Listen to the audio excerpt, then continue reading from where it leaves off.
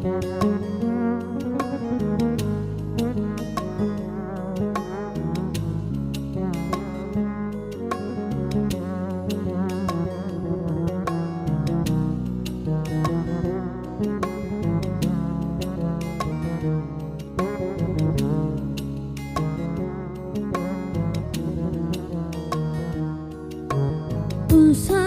vaxtsız vidasız geçsem neylersen,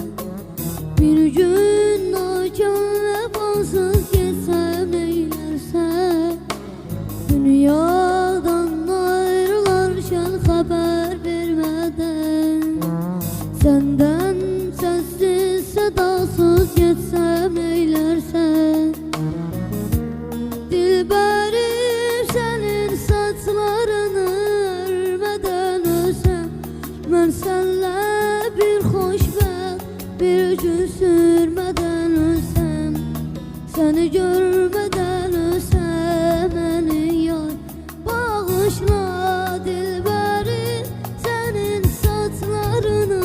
örmədən ölsəm, mən sənlə bir xoşbəxt bir gün sürmədən ölsəm, səni görmədən ölsəm, məni yar bağışla,